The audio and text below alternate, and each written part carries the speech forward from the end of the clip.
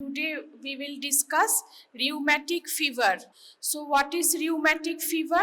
Rheumatic fever is an acute immunologically mediated multi-system inflammatory disease, and it occurs classically a few weeks after group A streptococcal pharyngitis. Now most of us occasionally suffer from fever, sore throat, and if it is due to streptococcus, then there is a chance that we may acquire rheumatic fever, though it is commonly occurring in children.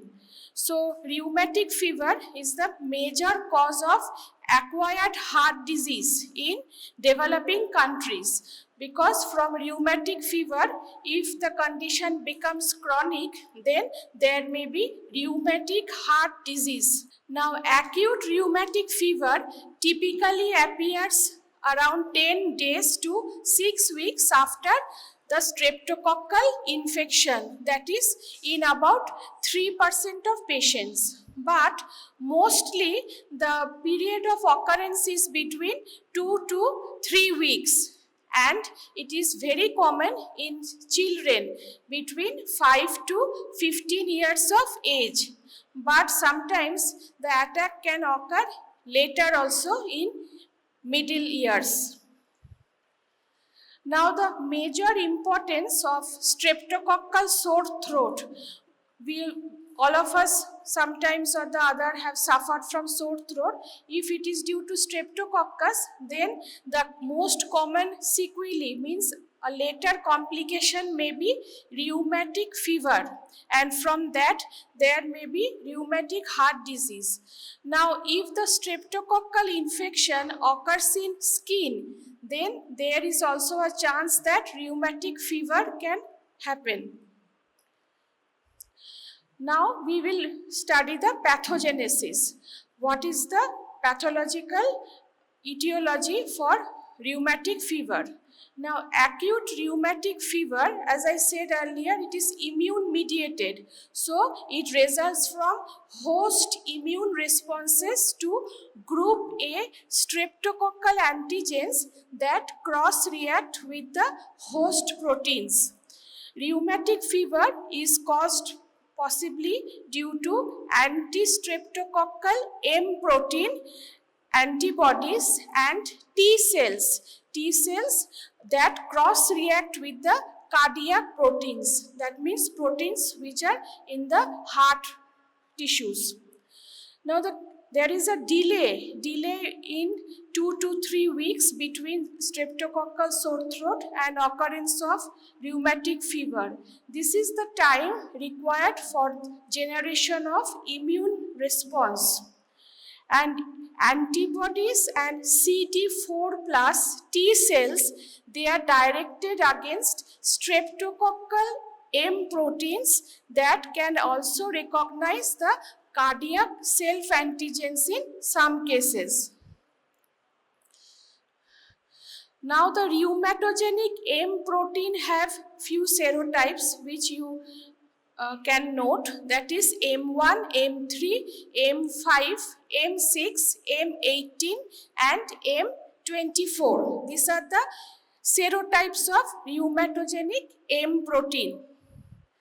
Now what is the immunopathological cause of rheumatic fever? That is, here we can find type 2 hypersensitivity reaction, and there is cross-reactive antibodies, that is CD4 plus T cells and the antibodies which are directed against the body's self-antigens.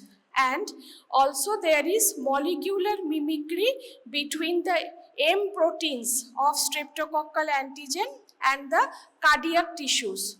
Now what is molecular mimicry, you may want to know. Molecular mimicry is a mechanism where the foreign antigens like bacteria or viral proteins, they share structural similarity between the human self-peptides, that is the proteins which are present in the tissues of humans, At that point of time, the immune system of the body, they mistaken the attack with the body's own tissues. This is called molecular mimicry. Now, morphology. What do we find during acute rheumatic fever? So, as there is a rheumatic fever, there will be inflammation. So, inflammatory lesions are found in various tissues of the body. And distinctive lesions are present in the heart, which are called Ashkoff bodies. What are Ashkoff bodies? Ashkoff bodies are composed of foci of T cells, T lymphocytes, occasionally plasma cells, and plump-activated macrophages, which are called the Anitsko cells. So, Ashkoff bodies and Anitsko cells, you must know these two names and what are their constitution. Now, the Anitsko cells have abundant cytoplasm. The cytoplasm is abundant and there is central round to ovoid nuclei. Occasionally, the nucleus may be binucleate also. And the chromatin is condensed chromatin. And the chromatin condenses into central, slender, wavy ribbon. And it is called caterpillar cells. So, the chromatin inside the Anitsko cells are called caterpillar cells. So, during acute rheumatic fever, there is diffuse inflammation. And the Ashkoff bodies may be found in all the three layers of the heart. So, it causes pancarditis. That means the Ashkoff bodies may be found in the pericardium, myocardium and endocardium. So, all the three layers of the heart are involved, causing pancarditis. And inflammation of the endocardium and the left-sided valve typically results in fibrinoid necrosis within the cusps or tendinous cords. Overlying these necrotic foci and along the line of closure are small vegetations. Small means within 1 to 2 millimeter, and these vegetations are called verrucae. Subendocardial lesions can induce irregular thickenings, which are called McCallum plaques, and they are present usually in the left atrium. So, what are the new terms we learned? Ashkoff bodies, Anitsko cells, verrucae, and McCallum plaques. Now, in acute rheumatic fever, as I said, there will be pancarditis, means there is inflammation of all the layers of the heart. So, in pericardium, we will find fibrinous pericarditis, commonly called bread and butter pericarditis. In myocardium, myocarditis, we will find Ashkoff bodies. And in endocardium, there will be endocarditis, where we will find the verrucae along the line of closure. Pericarditis in acute rheumatic fever can be fibrinous or serofibrinous. That means combination of serous as well as fibrinous content, but mostly it is fibrinous. It is a characteristic component of rheumatic pancarditis, that is inflammation of all the three layers of the heart. Pan means all the three layers of the heart are involved. Now, fibrinous pericarditis is an inflammatory condition of the pericardium. The sac around the heart, it becomes covered with a rough and saggy layer of fibrin on the visceral and parietal pericardium, giving appearance like bread and butter. So, the fibrin is such that it covers the visceral and parietal pericardium, giving like bread and butter appearance. So now coming to the microscopy. Microscopy, what is the pathognomonic lesion? What is the most important lesion in rheumatic fever? It is the Ashkoff bodies. So Ashkoff bodies, there will be central fibrinoid necrosis and there will be surrounded by lymphocytes and plasma cells. Anitsko cells. Anitsko cells are activated macrophages. There will be caterpillar-like central chromatin. As I said earlier in a slide, that the chromatin will be condensed and it will appear like slender wavy chromatin. So the Anitsko cells, the chromatin is like caterpillar. So the Anitsko cells are called caterpillar cells. And these Anitsko cells may also give rise to Ashkoff giant cells. Now, acute rheumatic carditis is a common manifestation of active rheumatic fever. So, in active rheumatic fever, we will find carditis, acute rheumatic carditis, and this may progress in time to chronic rheumatic heart disease. And rheumatic heart disease is one of the important forms of vegetative valve disease. The incidence and mortality rate of rheumatic fever and rheumatic heart disease have declined. Means in previous times the incidence was quite high, but as time has progressed, the incidence has reduced due to improved sanitation, rapid diagnosis as well as treatment. So early diagnosis, rapid treatment of streptococcal pharyngitis as well as improved sanitation. So all this has decreased the incidence of rheumatic fever. In keeping with the immunological basis of rheumatic heart disease, the streptococci are absent from the lesions. But there is a genetic susceptibility, that is HLA, DR4 and DR7. These are likely to induce cross-reactive immune responses. Now, what is the mechanism of cardiac injury? In acute rheumatic fever, there will be pancarditis and there will be injury to the cardiac tissue. Now, what is the mechanism for that? The anti-M protein antibodies, they activate the complement, and the T helper 1 cells, they will release IFN gamma, that is interferon gamma, and tumor necrosis factor alpha. So there will be granulomatous inflammation leading to formation of Ashkoff bodies. So this is the mechanism of cardiac injury in rheumatic fever. Now, rheumatic heart disease is characterized principally by deforming fibrotic valvular disease, and it involves mostly the mitral valve. And rheumatic heart disease is the most important cause of mitral valve disease, that is mitral stenosis. Now coming to the pathology in the acute stage, there are two stages, acute and chronic. In the acute stage, there will be small sterile vegetations, size is 1 to 2 millimeter, and mitral valve is most commonly affected.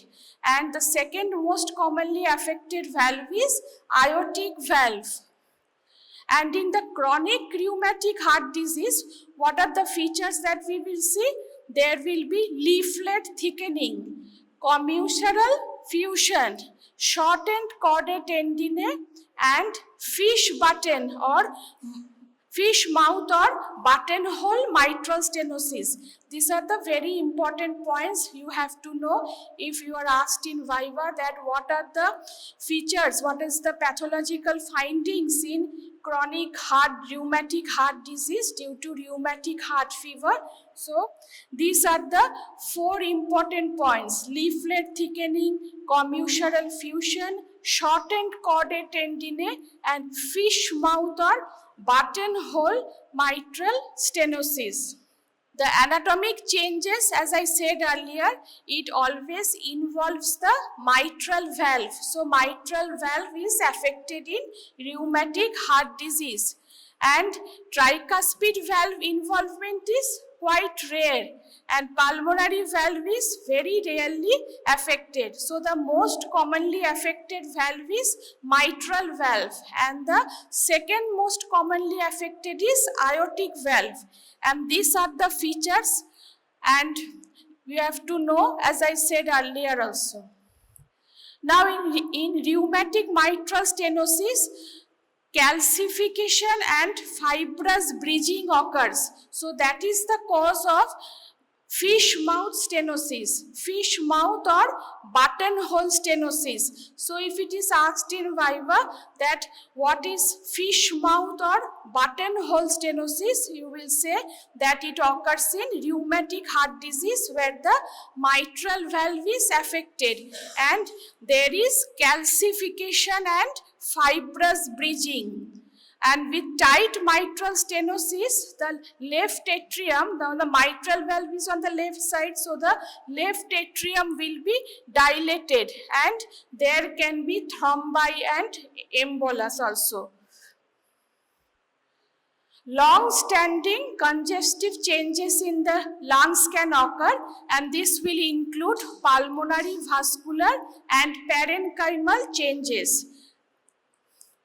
Over time, this will lead to right ventricular hypertrophy, but the left ventricle is largely unaffected. So there can be right ventricular hypertrophy. Microscopically, if we are asked that what are the changes that can be found microscopically in the valve, there will be organization of acute inflammation with post-inflammatory neovascularization. Neovascularization means that formation of new blood vessels. Neo means new. Neovascularization means formation of new blood vessels. I will show you some images also. And there will be transmural fibrosis that can obliterate the leaflet architecture. So the valvular microscopy in short is edema, fibrinoid necrosis, small sterile vegetations, and in the chronic stage there will be fibrosis and calcification. These are the images. If you can see, the rheumatic fever phase is marked by small warty vegetations along the line of closure of the valve leaflets. Acute mitral valvulitis, which occurs in chronic rheumatic heart disease, and these are the small vegetations or verrucae which are visible along the line of closure of the mitral valve leaflets. See, there is previous episodes of rheumatic valvulitis have caused fibrous thickening and fusion of the chordae tendineae. So these are the small verrucae which have occurred along the line of closure. Now microscopically, this is an Ashkoff body. It is present in a patient with rheumatic carditis. So the myocardium exhibits a circumscribed nodule of mixed mononuclear inflammatory cells. So this here we can see the inflammatory cells with associated necrosis. There is necrosis and inflammation. So there will be inflammatory cells, necrosis, and the large activated macrophages, they will show prominent nucleoli, and the chromatin has condensed into caterpillar cells into long wavy ribbons. These are, as you can see, the chromatin. These are long wavy ribbons. So it is called caterpillar cells. There is an image of mitral stenosis with diffuse fibrous thickening and distortion of the valve leaflets and commissural fusion. So this is a mitral stenosis. Here we can see diffuse fibrous thickening and distortion of the valve leaflets. And here this is neovascularization. This slender blood vessels, formation of new blood vessels. This is called neovascularization. This is a surgically resected specimen of rheumatic aortic stenosis demonstrating thickening and distortion of the cusps with commissural fusion. So the predominant clinical manifestations are carditis and arthritis, and arthritis occurs most commonly in adults than in children. Arthritis typically begins with migratory polyarthritis. Migratory means from one joint to another. So sometimes it can be in one joint, hip joint, then it can progress, it can migrate to another joint. That is called migratory polyarthritis, in which one large joint one after another becomes involved, becomes painful and swollen for long period of time, and then spontaneously it resolves. So the clinical manifestations of rheumatic fever you should know, because after this we will learn the Jones criteria of diagnosis. So these are the major manifestations. There are some major manifestations as well as some minor manifestations. So the major manifestations are migratory polyarthritis of large joints, pancarditis, subcutaneous nodules, erythema marginatum, and Sydenham chorea. So migratory polyarthritis of the large joints. This you should remember. Small joints are not involved. The large joints get involved one after the other. Then pancarditis means pericarditis, myocarditis, endocarditis. Subcutaneous nodules. Subcutaneous means under the skin, and the nodules develop on the extensor surface of the extremities. Then erythema marginatum. It is an irregular sarcinate skin rash. Sarcinate means it is ring shaped. So there will be irregular, circular or ring shaped skin rash. And Sydenham chorea, there will be involuntary rapid movement. So the diagnosis is established based on revised Jones criteria. So there will be evidence of group A streptococcal infections and presence of any two major manifestations, or one major and two minor manifestations. So in the minor manifestations, so these are the major manifestations, and in the minor manifestations there will be fever, arthralgia, elevated ESR or C-reactive protein, and prolonged PR interval. So these are the minor manifestations. So as I said, so the evidence of group A streptococcal infection and two major or one major and two minor. So these are the major criteria and these are the minor criteria. So approximately 1% of affected individuals die of rheumatic fever involvement of the heart. And after an initial attack, there is increased vulnerability to reactivation of the disease, and damage to the valves is cumulative. There can be cumulative damage to the heart.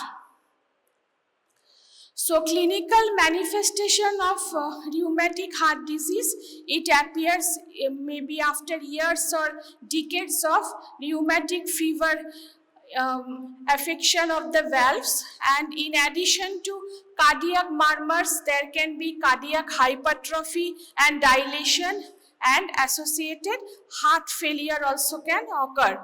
So the long-term prognosis is highly variable.